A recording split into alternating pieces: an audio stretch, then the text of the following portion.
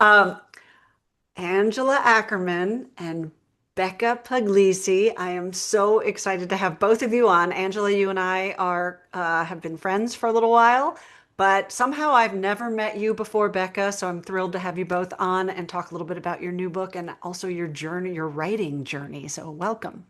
Thank you. Thank Thank you. you. Thank you. So here's what I love about your journey. I think a lot of people probably know your origin story, but I'd love for you to, if you don't mind, just sort of giving the truncated version of it because I resonate with it a lot because I think we all kind of backed into where we are. Mm, Like that wasn't necessarily where we were headed. So you're both totally. writers, and that was how you met. Can you talk a little bit about how you went from that to what you do now with the Emotion Thesaurus and Writers Helping Writers? Yeah, I think we definitely backed into the whole thing. I know that I did anyway. But we were each writing. This was back in the 2000s. We were each writing our own things, and we started writing about the same time, both writing Kidlit. Mhm. And we ended up at Critique Circle, which is an online critique group where you can go and you can critique, you can find other people and critique their work, and they critique your work, and you like find people that you like, find the writing that you like. And we both joined Critique Circle at the same time. She's in Canada, I'm in Florida, so we're like worlds apart. And ended up of the thousands of people there with all of the stories that we could read, ended up finding each other's stories, fell in love with each other's writing, became critique partners, and we were critique partners for a long time, for about 4 years. Um, and ended up Angela sent me an email. I was actually pregnant with my first child. I was getting ready to take a break from writing, just because life was about to get crazy. And she sent me an email and said, we really need an online presence. We need a blog. I think you should do a blog with me. And I was like, what? I'm like, hugely pregnant. This is This terrible is the timing, time. terrible. But I mean, she was right, as she usually is. And so we said, okay. And so we started a blog, and that was just, kind of the story of us coming together from very different places locationally, and back when it wasn't as easy to connect online as it is today. But from the beginning, the blog wasn't necessarily about your writing. It was about some of the things you were struggling with in your writing that kind of grew into the Emotion Thesaurus. Is that correct? Yeah, Yeah. we did everything you're not supposed to do as fiction writers, which is, we started a blog about writing. But the main reason why we did is even at that point in time, we could see that we both really liked helping other writers. That was a big focus of ours. And at this critique circle site where Beck and I met, we recognized that a big struggle of ours was emotion and showing our characters emotion. And at that site, we started kind of building these lists together. Becca was kind of doing this behind the scenes. She was creating lists, and we sort of just both realized this was a huge issue for us. So we were creating these lists for different emotions. And we decided, you know what, we need to share these. And this would be a great thing to share on, to kind of launch our presence online. And so that's kind of how our blog started. It was originally called the Bookshelf Muse. And it was with the idea that what we were learning about writing, that we could share with other writers. And, it turned out to be really a great idea because that ended up being where our career went. But even back then, we were still thinking that we would be writing fiction and that would be our main thing. But we also wanted to help writers with this other area as well. And it kind of went the opposite, where this whole nonfiction helping writers thing became so huge. Mhm. And for us to do it really well, we had to make a choice. Did we want to follow the fiction path, or did we really want to invest in, helping other writers? And that's what we decided to do. Can you talk a little bit about that choice? One of the things I talk about in this feature a lot with authors is our careers don't necessarily look like we think they might look. And when we come into them, especially as writers of fiction or story, I think we have an idea of what success will look like. By any measure, you guys have achieved enormous success, but it isn't quite the way you thought it would look. Clearly, this was a conscious decision, Angela, you just said that you Mhm. guys made. What went into that, and when did you realize this was going to sort of blot out the sun? I think part of it for me was I did have an agent, I did have manuscripts that were being shopped. Those manuscripts made it to acquisitions and stuff like that. At one point in time, I had an editor try to buy the same manuscript at different houses when she moved and stuff. So I had a lot of positive signals that my writing was there, and it was just, trying to find that round hole to fit the round peg Mhm. sort of thing. Because I feel like a lot of times that's the case with the traditional industry is finding the right editor at the right publishing house who's looking for the exact thing that you've written and no one else At has that written it time. at that publishing house at that time.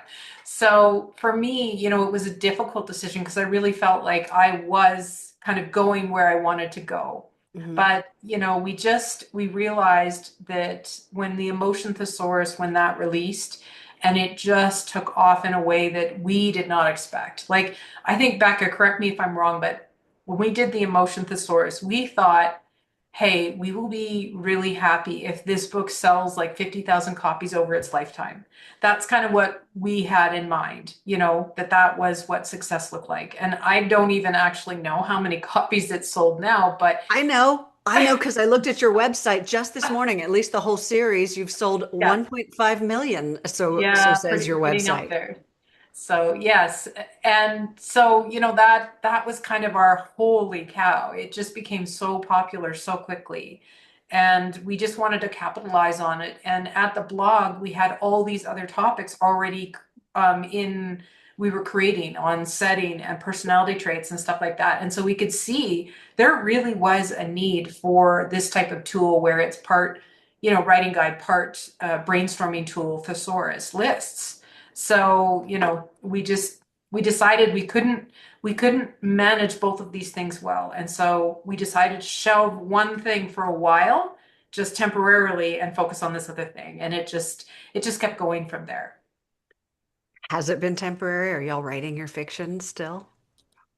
How often do we have that conversation? Yeah. There's for me the answer is no, not right now. There's just not enough time. Mhm. It's Yeah. something that we both miss and feel like we've learned so much, obviously, as we have been researching and writing these books, that would only, improve our own writing and our own storytelling. But it's, If for only you could do it.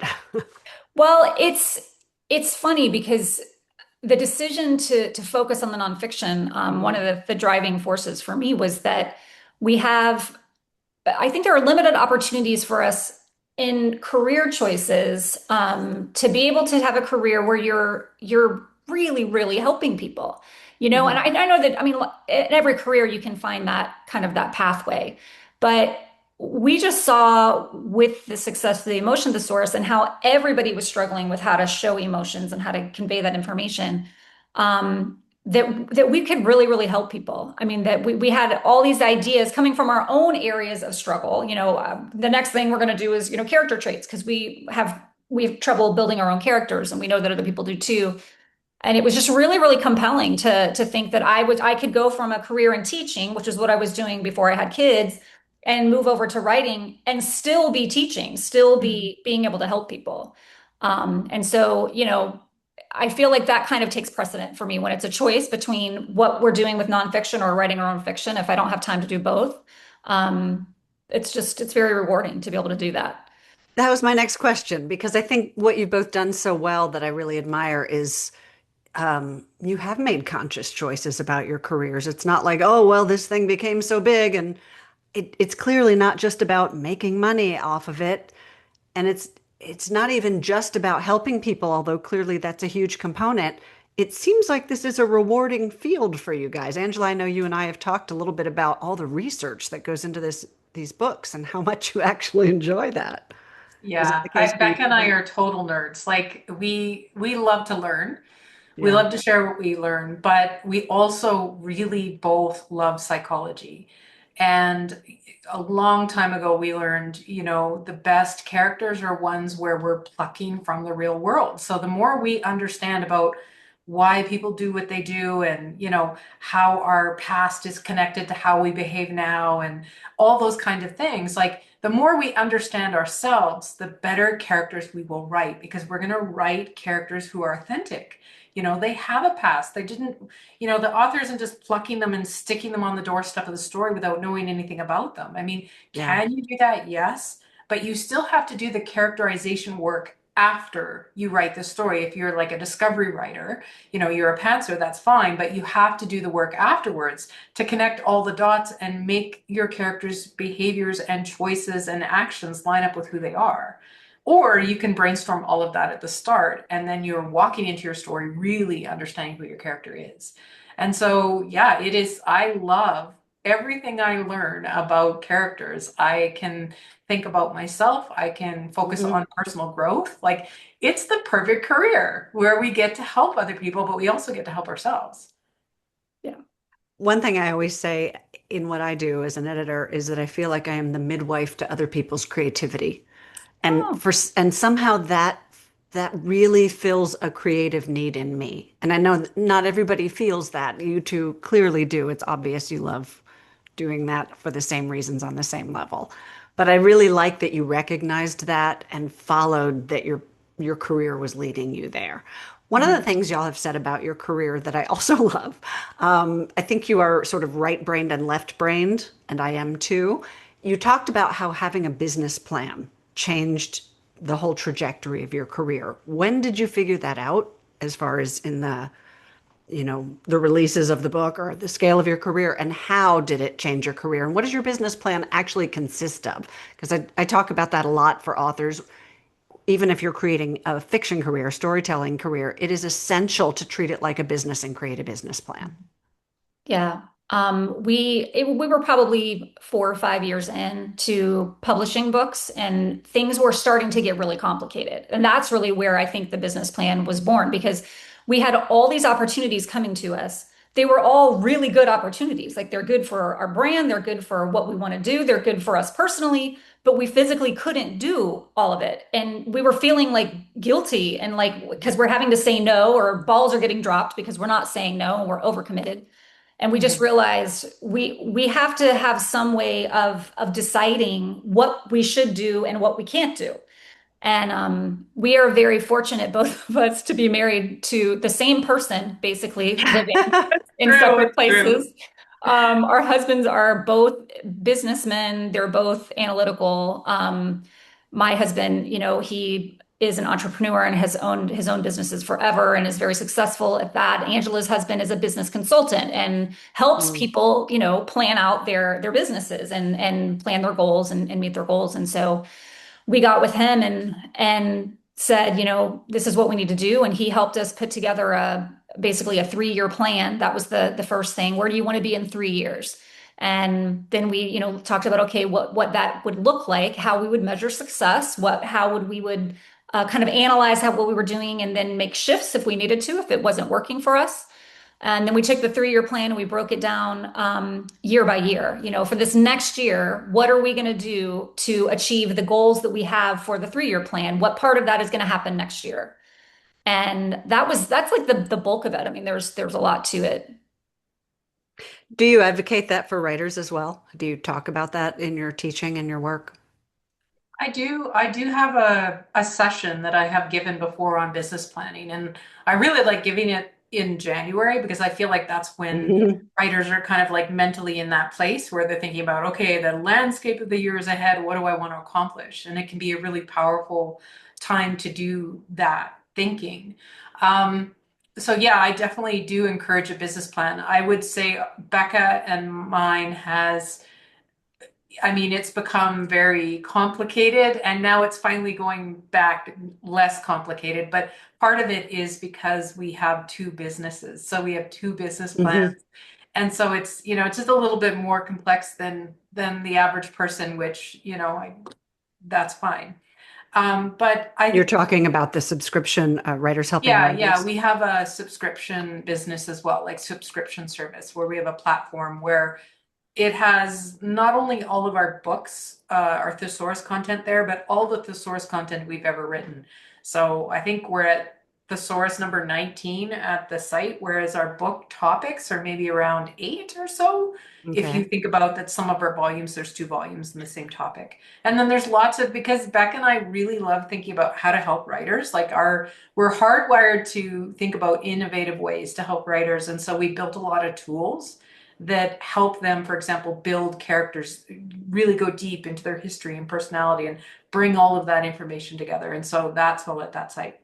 But as far as the business plan, I think the real success that we learned from this whole process is not to take too much on. And the business plan, there were kind of 3 main things that we were trying to achieve every year. And I think that's really important for writers is it's very easy for us to get excited and think, I've got the whole year, like what are all the amazing things that I'm Yeah. going to accomplish? But the reality is chances are all the things that you'd like to do probably come down to 3 important things, like raising your brand awareness. There's a lot of things that could fit under that. And maybe one of your goals is to write a book or publish a book or something along those lines, so that could be a particular goal. And so again, there could be the research and all that kind of stuff that goes towards Yeah. prepping.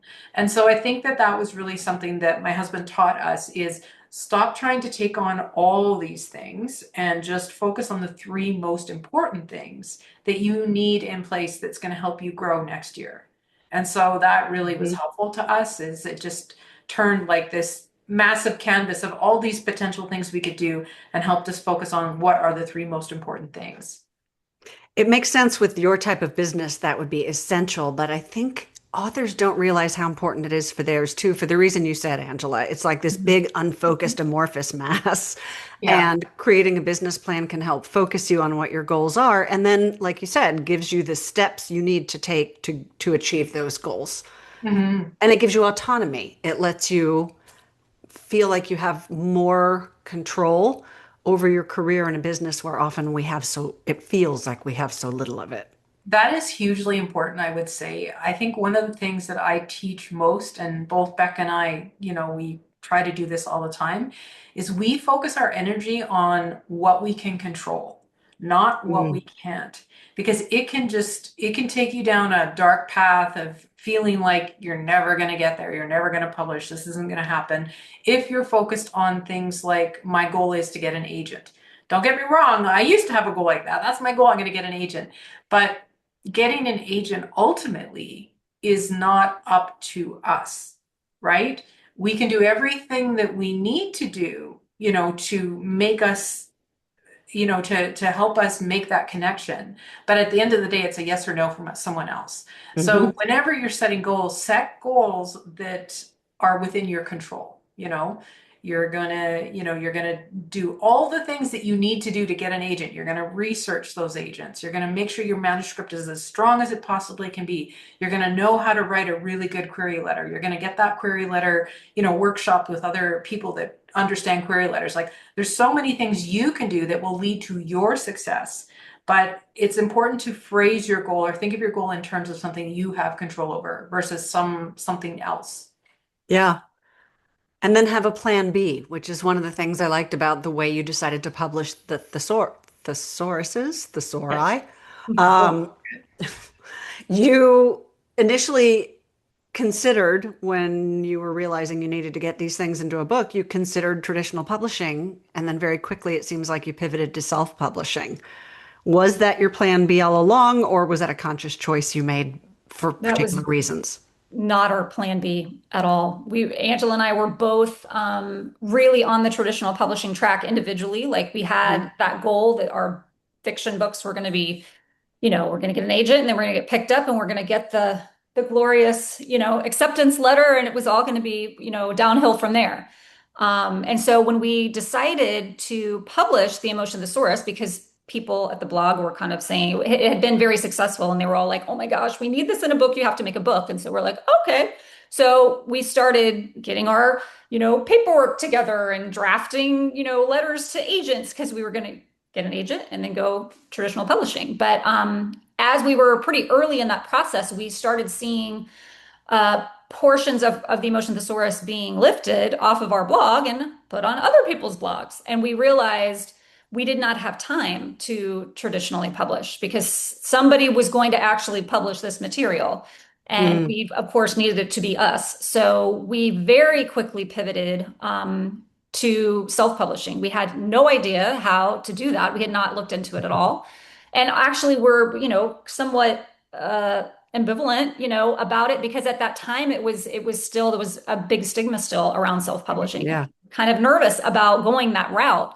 But the more we looked into it, the more we realized that, we could do that and put out a quality product. And Angela is a whiz with marketing. That's, difficult for a lot of writers, including myself. It's very daunting. But we decided, you know what, this is what we're going to do. This is what we have to do. So that's what we ended up doing. And we were able to, make that pivot and end up self-publishing. It was very much a decision made out of necessity, Mhm. just because of the circumstances. So from the outside, I know that first book had great success, and I think they all have ever since, judging by the sales figures and how often I hear authors talk about them. I know how many people count on them. It seems like you've been on this one unbroken trajectory of success. Is that true, or have there been like setbacks, challenges you've had to overcome over the course of your career? Oh my gosh, so many, I wouldn't even know where to start. Yeah, I mean, it's it's definitely up and down. Like, even for us, there's lots of things that have held us back, but they've been conscious choices, in a lot of cases. Like, for example, Becca and I don't do ads and things like that. Mhm. So clearly, if you don't do ads, that's going to really restrict who discovers your books and all that kind of stuff. Um, there's been market situations, I mean, inflation and things like that. You see a lot of people thinking very carefully about, where am I going to spend my money? Am I going to invest in a book? Am I going to download it off some, pirated site? I mean, we've seen so many copies of our books pirated, which is ironic because we're writing books that teach writers how to write novels. Right. And so the fact is that the people that are pirating it are writers, and these are the people that are hoping to make money off of their books. So, just I feel like I'm stuck in the movie Inception. They're like, what's going on? Yeah. So, there's stuff like that. There's AI, like that's a big one that we're facing now. Everything we write ends up in AI, and we were Beck and I were sort of the first wave. Um, when AI first got started and they really started um, thinking about, hey, I want to build a writing tool that's really, really smart to help writers write books or help anyone write books. I mean, how did they get so smart? They pirated books like ours, Yeah. and so that was difficult because we could see that like not only is it taking our hard work, but it's also creating something that is going to hurt other writers, the very people that we are trying to help. And so that was very difficult, and still is. We're all in this AI reality now, and it's not going anywhere. And we all have to figure out what that means for each individual person, to our process and stuff like that. But it was definitely a huge challenge. And as a result of it, and as a result of all the changes that happen on Google's end with AI overviews, kind of redirecting traffic away from sites, Yeah. ours and everyone else's. I mean, that also restricts, how many people are exposed to your work and stuff like that. So yeah, it's all, up and down, and you have to pivot when you need to pivot. You need to cut yourself a break and understand that you can't you can't stop the flood sometimes of things that are happening. It sucks, and you can be upset about it, but then you have to get back to work and just focus on what you do best. And I think whether or not, it's us with wanting to help people and create books and products and workshops and things like that to help people. If it's a fiction writer who just, they love stories and they have readers that are wanting those stories, like whatever it is, stick to the things that you love and stick to the things that you're good at, and try not to lose too much time and energy to the things you can't control. That's great advice. That was going to be my last question. What's your advice for authors? So we're going to leave that right there. But I do want to talk about the new book because, for a lot of reasons, a lot of authors will ask me about your books because I tend to be in my teaching and my writing. I'm very anti rules and I'm very anti formulas. And so they'll say, well, what do you think about these books that are just offering, insights into how to convey emotion or all the different topics you have? What I really love about your books is that you are not giving templates or formulas or carbon copies. You're giving insight. You're bridging the gap between psychology, as you said earlier, and story. And to me, those are so closely related. And you're allowing authors to consider those things and then brainstorm from them, use them in their work as they will. But what I love about this new one is that you have, as you said, I think 8 books and 19 online. You have books on the Emotion Thesaurus. You have conflict, I think 2 books on conflict. You've got positive emotions, negative emotions, trauma. Fear seems like it's in there. So, what made it merit its own book? Well, we were talking because we do have, I mean, after 11 books, you want to choose carefully, and there's a lot of ideas that we could write about, and we were always looking at what's missing. What do writers need that we haven't written about and that maybe is not being written about very much? And we were looking at character arc, and we've got the emotional wound thesaurus, and that's really the background for your character. To kind of everything kind of leads out of that into who they are on page one, and that leads into character traits, which we've talked about. The conflict scenarios that come into your story, they're going to impact the character and their arc and whether they succeed or they fall.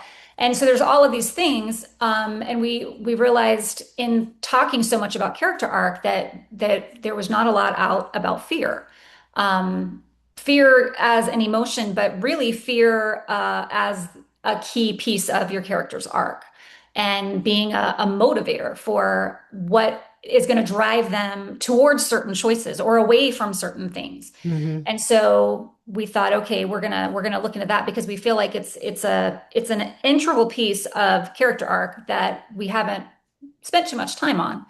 And so we just, started. Angela is really great. Our process is it's so great how it works together, but she's kind of the big idea person, and she comes up with all the different things that we could explore for a given topic. And then she gives me this monstrous kind of Mess. scary document that's got like all the ideas, and so then I just take it and I kind of, okay, that's good. And I think that's redundant, and, put it into an order. And then from there, we go and we start doing research, and we, figure out all the stuff. And it was, I think it was really cool because it is such a big piece when it comes to psychology.